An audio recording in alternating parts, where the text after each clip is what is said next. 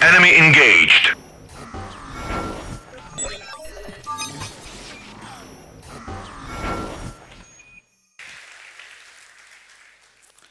Muchas gracias, la verdad es un honor muy grande estar aquí. Claramente le debía a Matías mi presencia aquí por otras razones, así que voy a intentar hacerlo lo más dinámico posible. Yo tengo un tic que digo la palabra tipo. La última vez que di una charla le dije 178 veces, así que vamos a ver si alguien me ayuda con la cuenta. Soy una persona que le gusta mucho la historia. Yo creo que desde ahí podemos aprender un montón de cosas dónde estamos ahora parados. Así que hice esta charla, que básicamente es una reseña histórica de un par de eventos que me parecen interesantes, que nos ayudan a entender dónde estamos ahora. Entonces, la charla se llama James Bond, ese código, y la Tercera Guerra Mundial. Armé acá una agenda, una introducción, más o menos cómo va a ser los diferentes tópicos. Vamos a hablar de 3 historias verdaderas. Bueno, la introducción, James Bond, es cómo empezar una guerra. La segunda es cómo terminar una guerra y la otra es cómo no empezar una guerra. Pero antes de esto, a mí siempre me gusta empezar las charlas con un video para agarrar un poco de atención a la gente y un poquito para probar el audio. Así que voy con un video que esperemos que funcione. Y el audio no está. The United States Navy is at risk. Right now, this very minute.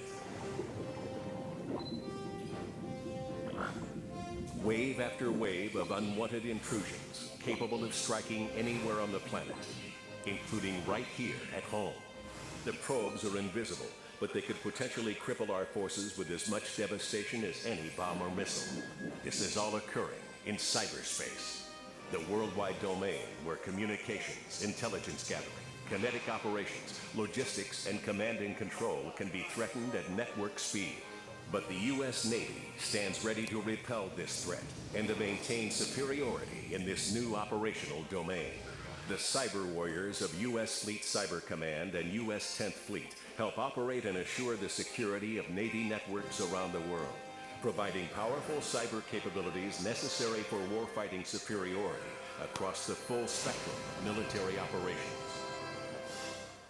Son 30 segundos más, no se preocupen. Any entity with access to the internet can operate in cyberspace, including criminals, terrorists, hacktivists, and nations large and small.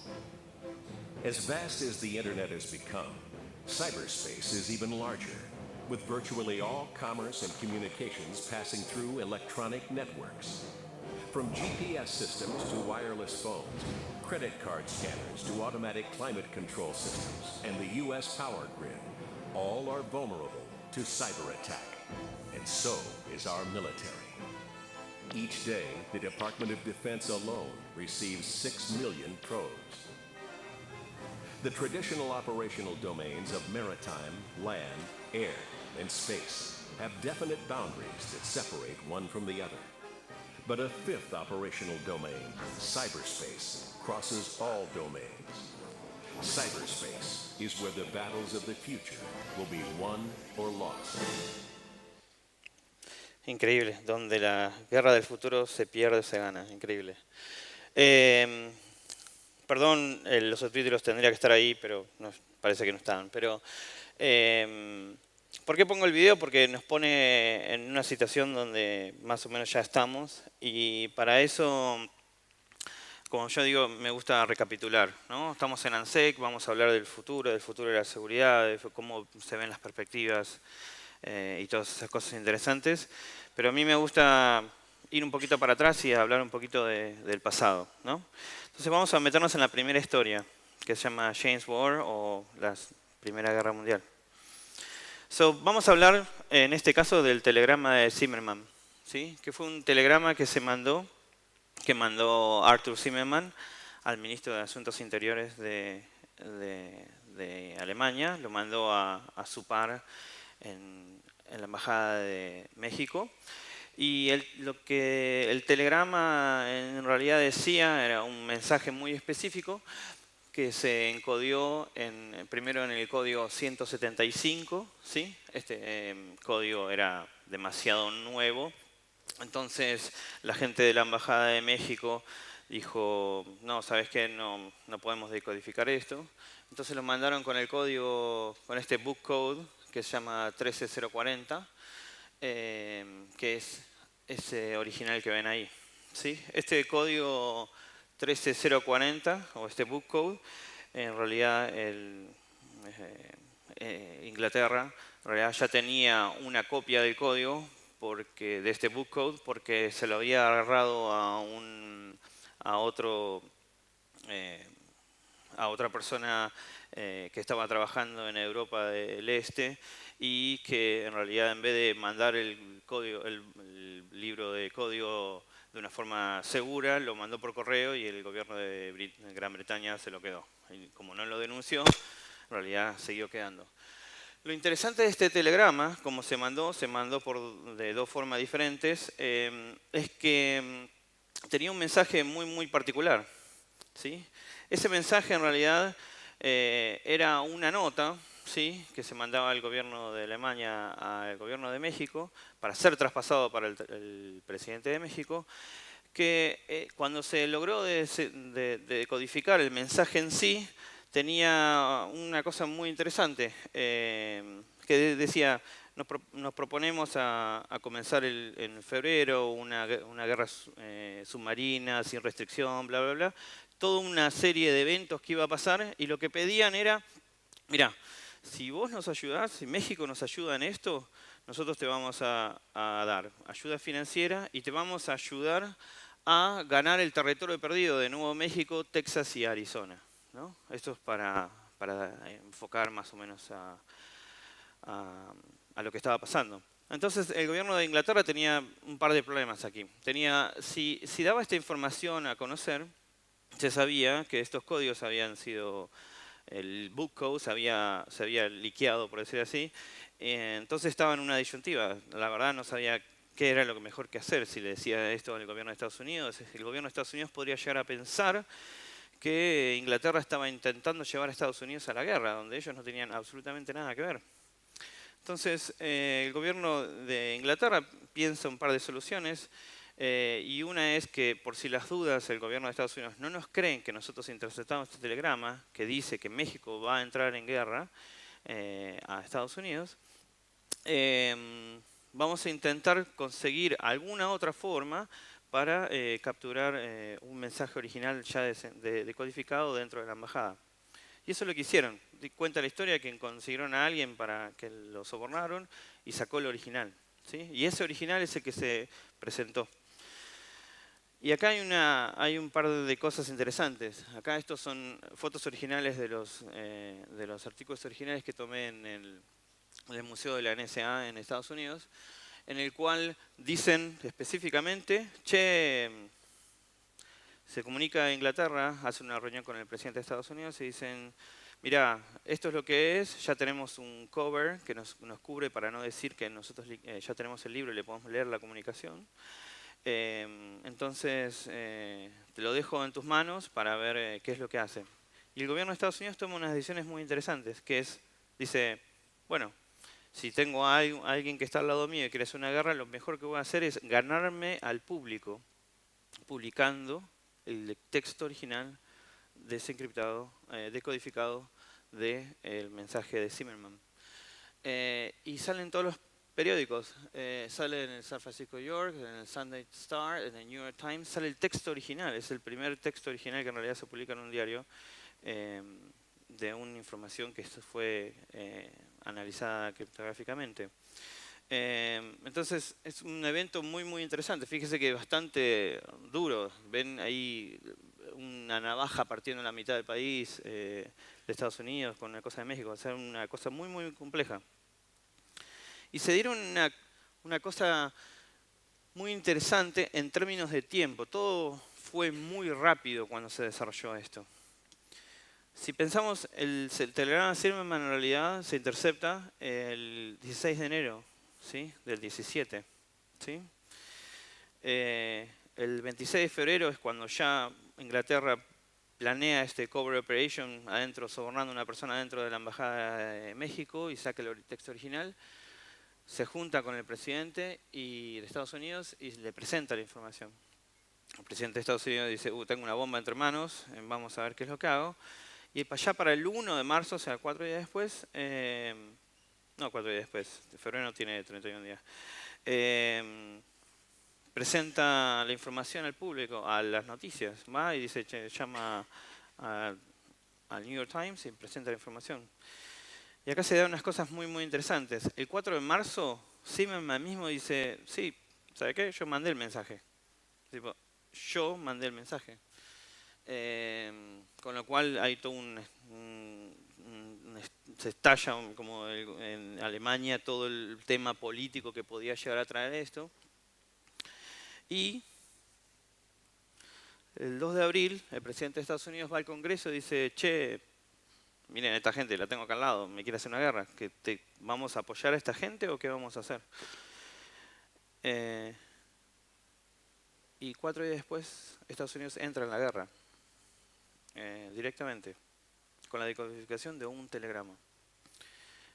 Esto realmente abre los ojos a un montón de cosas. Qué tan importante era la información en ese momento y qué tan importante era poder escuchar la comunicación. Los telegramas se mandaban como si fuera en correo, se mandaban por los teletipos diplomáticos, pero eso no paraba que lo puedan escuchar. Y el gobierno de Gran Bretaña era los mejores en eso en esa época. Y bueno, gracias a eso, a un telegrama, logra que los aliados o Estados Unidos entren en la guerra. Y acá se basa esto que no hubo ningún otro criptoanálisis hecho que tenga tan enormes consecuencias de que un país vaya a la guerra. Hay un montón de cuestiones políticas y un montón de cuestiones de Estado, pero este es el primer evento en el cual se desarrolla esto. Y lo cual es muy, muy, muy, muy interesante, la verdad. Pero el nombre era James Bond. Entonces le estoy robando si no pongo algo de James Bond, ¿no es cierto? La verdad es que donde esto se interceptó, como puse, que se llama Room 40, después terminó siendo una cosa que se llamó Unit Assault 30, y en el Unit Assault 30 o AU-30 es donde trabajó Ian Fleming, en el cual fue uno de los escritores de James Bond. Así que algunas cosas quizás que vieron en alguna película vieja de James Bond, quizás fue realidad. ¿Sí? Ahora pasamos a la segunda historia. La segunda historia es de código medio raro. Y acá ponemos, ya empieza a haber colores en la pantalla. ¿Sí? Enigma, ¿no? Todos vimos la película Imitation Game, buenísima. Alan Turing, un genio. Genial, el actor muy bueno, ya se me olvidó el nombre, pero bueno. Pero siempre, como que siempre hay otra historia detrás de las cosas. Siempre hay una historia detrás de las cosas, ¿no? Pero bueno, respetemos las cosas. De nuevo, Enigma, un genio, Turing, vamos para adelante. Ese es mi dedo, y esa es una Enigma original que te dejan jugar. Jugar no es la palabra, pero bueno, en el museo de la NSA en Estados Unidos. Si alguien tiene la oportunidad de ir a Washington, se toma un taxi, $50, llega ahí y puede ir al museo, que es muy, muy interesante. Todos vieron esta foto, pero no en color. Ayer me costó un montón de tiempo conseguir esta foto en color. Ahí tenemos Enigma, que por lo general era utilizada en las unidades de combate, ¿no? Acá esto es una unidad de combate y ven una hermosa Enigma que bueno, era utilizada para ese tipo de comunicación, ¿no? Pero había otra máquina, ¿sí?, que se usó muchísimo y que hizo muchísimas cosas para la historia y para la historia de la computación misma, que es la que vamos a hablar ahí. ¿Cómo descubrí esta máquina? Estaba en Inglaterra y fui a Bletchley Park, que es un santuario, Bletchley Park, podría decir, y encontré esto en una pared. Y dice, bueno, genial, los mejores, Enigma, pudimos desencriptar muchísimas mensajes, codebreakers, ganaban un montón de conocimiento de los polacos, que fueron los primeros que desarrollaron una de las técnicas para desencriptar Enigma. Pero acá dice, it also introduced another more complex enciphering machines such as Lawrence. Dice, wait, a mí nadie me contó la historia de Lawrence. Y esa es la historia que vamos a contar ahora. La historia de Lawrence, de la Lawrence SZ40, como dice allá en el título. Pero para contar eso, tengo que ver, algunas cosas cambiaron. Y acá el audio puede estallar. Pero vamos a escuchar cómo era lo que antes escuchaban, antes de la Lawrence. Y ahora explota todo. Esto es Morse. Esto es lo que cientos de mujeres en Bletchley Park y en otros lugares transformaban transformar el código de Morse para poder tenerlos en papel, para después guardarlos y así poder empezar a hacer los deciphering. Pero en un momento de la historia empezaron a escuchar esto. Y esto necesita quizá un poquito más de volumen.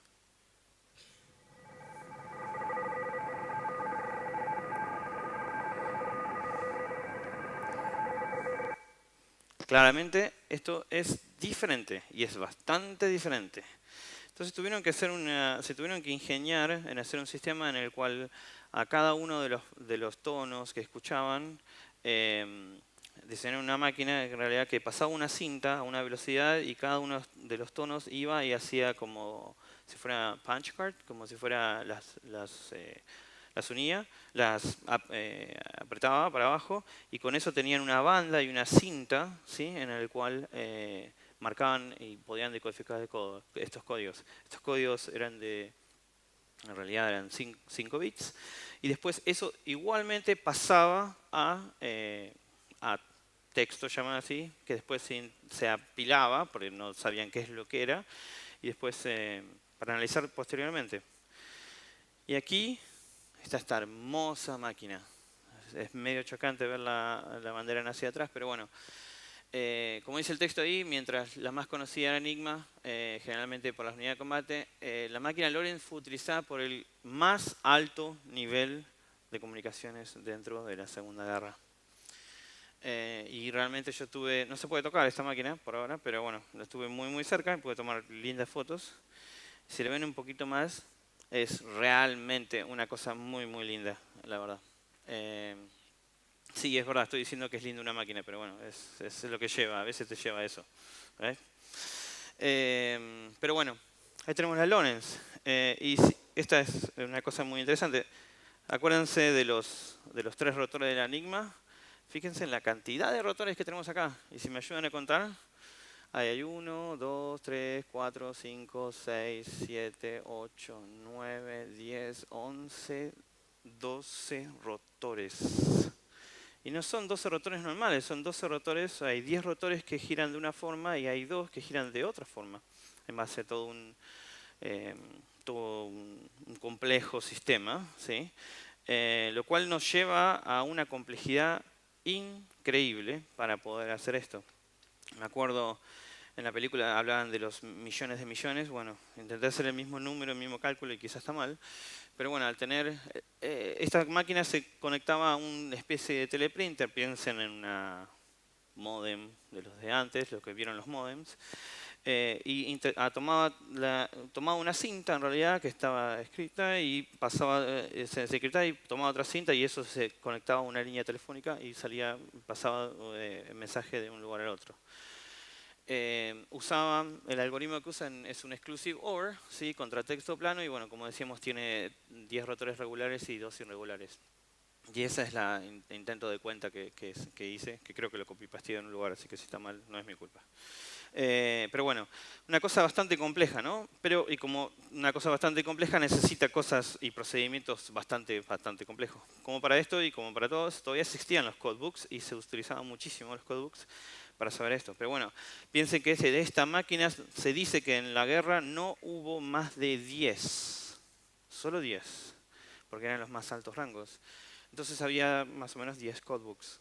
Y bueno, estos codebooks eran los maestros y cada vez que se mandaba un mensaje se tomaba una página del codebook, se ponía las primeras inicializaciones y se mandaba el mensaje. Todo más o menos bastante bien y bastante seguro. Pero pasó algo, ¿sí? Pasó algo. El 30 de agosto de 1941, entre un mensaje de Atenas a Viena, un operador, en realidad 2 operadores, mandó un mensaje largote, uno de 4.000 caracteres, supongan. Y al que recibe el mensaje dijo, no llegó como tenía que llegar, ¿me lo podés mandar de nuevo? Y el tipo, imagina la frustración, dice, estuve 4.000 caracteres, tuve que poner cosas, tipo, voy a mandar de nuevo, ok, fine, lo voy a mandar de nuevo. Y cometió un error garrafal, ¿sí?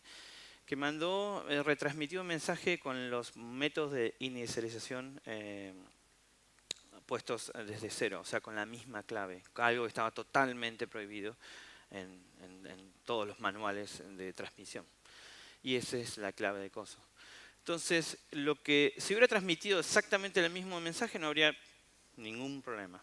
Ningún problema. Pero bueno, se ve que estaba complicado, no sé, se levantó mal ese día, lo que sea, y empezó a a achicar un par de palabras del mensaje original. Y ahí es donde caput.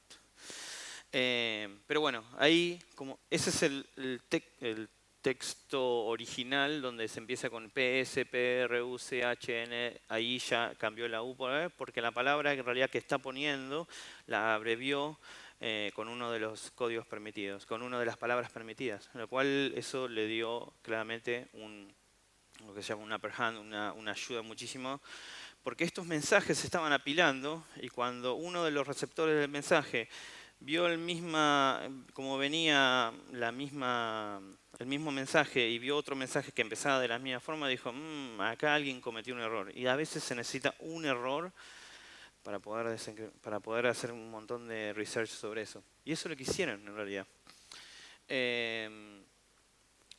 Cuando tuvieron esos 2 mensajes, el mensaje fue mandado a la gente de Bletchley Park y ahí unos matemáticos que ustedes no los conocen, pero ahora los vamos a hablar, hicieron la magia de poder decodificar este mensaje y poder entender cómo funcionaba internamente esta máquina que jamás la vieron y se terminó la guerra y tampoco la vieron como 30 años después.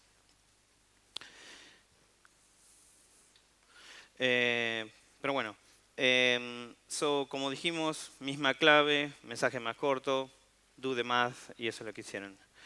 Desde ahí, John Tillman, que nadie lo conoce y lo tendrían que conocer muchísimo más de lo que lo conocen, y logró recuperar ambos mensajes, ¿sí? haciendo todo un procedimiento de criptoanálisis, y logró tener el texto claro, por decir así, de ambos mensajes.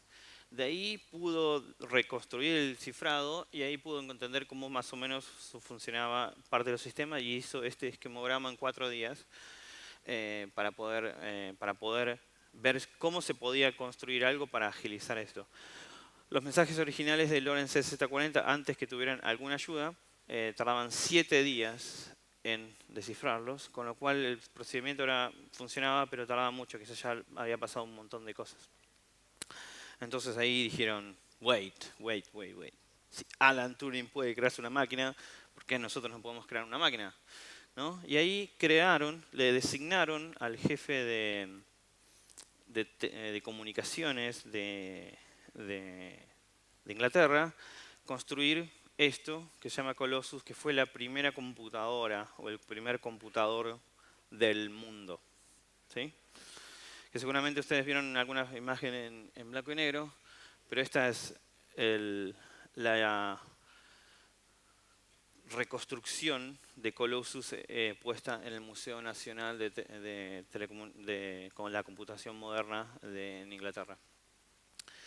¿Qué hacía? Claramente fue diseñado con Tommy Flowers y Tommy Flowers en realidad lo único que tenía era piezas telefónicas de la compañía telefónica en la cual trabajaba, que era el gobierno, y armó esta máquina, así con los diseños, para poder romper los mensajes que se mandaban a lo más alto nivel enviados por Lawrence. Y esta es la reconstrucción. La máquina original las deshuesaron apenas terminó la guerra, porque bueno, como decía en la película, quizás parte de este conocimiento sirve para otra guerra. Pero bueno, los mensajes descifraron, mostraron que Hitler había caído en el engaño de que en realidad no se iba a atacar Normandía, sino se iba a atacar Pas de Calais, porque podían leer los mensajes escritos por Adolf Hitler mismo, lo cual es increíble que se pueda llegar a ese nivel. Y acá es una foto que dice específicamente el presidente Eisenhower, dice, gracias al esfuerzo de la gente de Bletchley Park, por lo menos salvaron 10 millones de vidas en la ayuda que las inscripciones de Lawrence en realidad ayudaron para terminar la guerra. Y eso es muy importante porque gracias a la necesidad de construir una máquina para poder decodificar esto, se creó los primeros conceptos antes por Alan Turing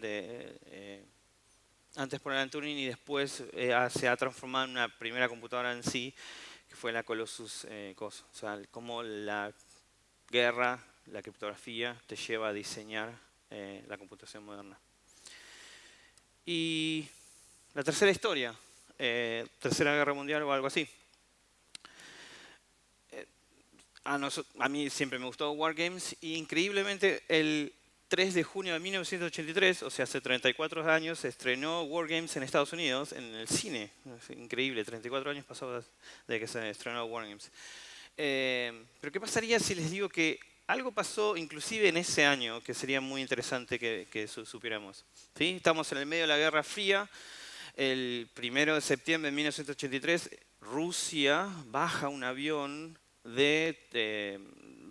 con pasajeros porque se desvió y pasó por arriba de territorio ruso y lo baja. O sea, está bastante tensa la cosa y gracias a eso en realidad todos ustedes pueden tener GPS porque el gobierno de Estados Unidos declasificó GPS para que los aviones en realidad se puedan nunca perder o ayudar en el posicionamiento.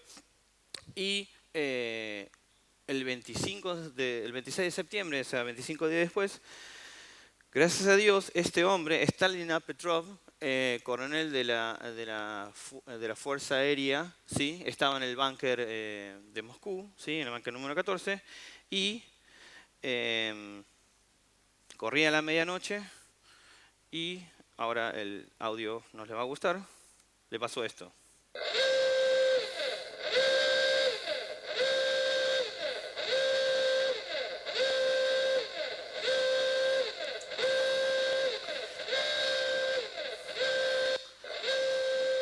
Eso claramente no le gustaría a nadie.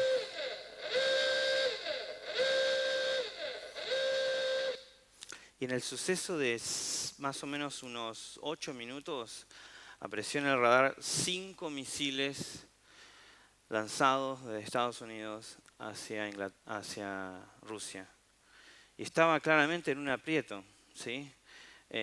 Pensando, tipo, acá es la guerra y yo soy la persona adecuada que tiene que levantar el teléfono y decir, nos están atacando, tengo que tomar una decisión, pero no estoy seguro. Primero, no confío en este sistema que es experimental y nuevo, ¿sí? Que sondeaba la curvatura de la Tierra para ver si algún tipo de destello o algún tipo de diferencia de transporte, de velocidad, tomaba la curvatura de la forma correcta y podía tomar determinaciones o no en base a esa información. Y era lo único que tenía. Pidió muchísimas verificaciones, pero nada de eso en realidad le daba la certeza que él tenía para levantar el teléfono y decir, estamos viviendo un ataque nuclear.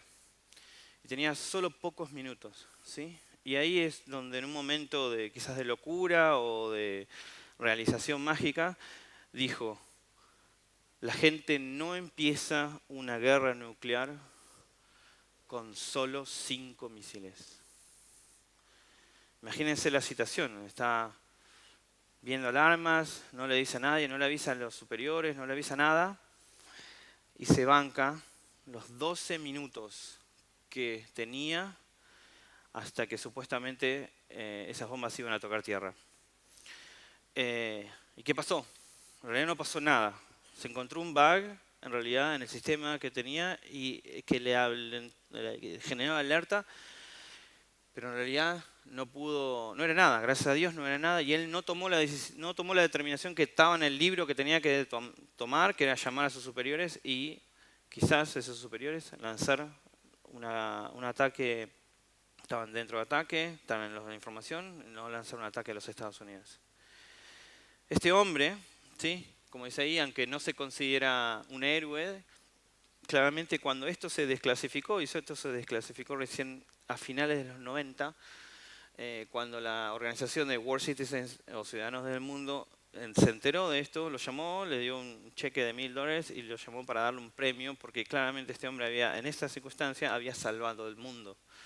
Y claramente es una cosa admirable y es una cosa que quizás ustedes no sabían y es una historia muy buena de cómo en realidad no tenemos que perder el feeling de lo que es el sentido común ante la información que nos están dando y estamos recibiendo. No perder eso jamás.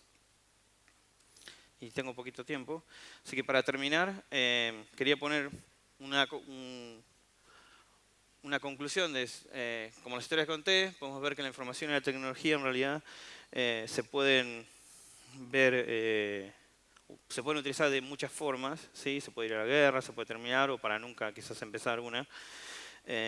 Nuestra dependencia de la tecnología y la información ha avanzado muchísimo, ya en realidad quizás ya no es lo que uno es, sino lo que otros dicen que nosotros somos, con lo cual es una cosa muy rara.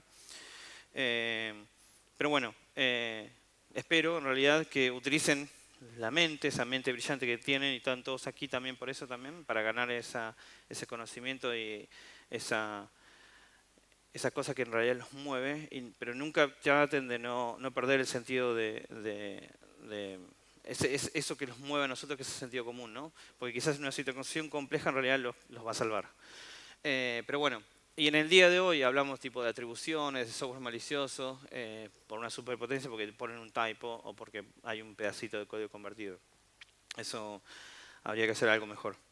Quería poner esta cosa de honor you, que es algo que siempre pongo, a gente que en realidad desarrolló esto y si quieren saquen una foto, así después lo googlean y pueden ver un poquito más de la historia, que nos brindó muchísimas cosas, salvaron la verdad millones de vidas y nadie los conoce.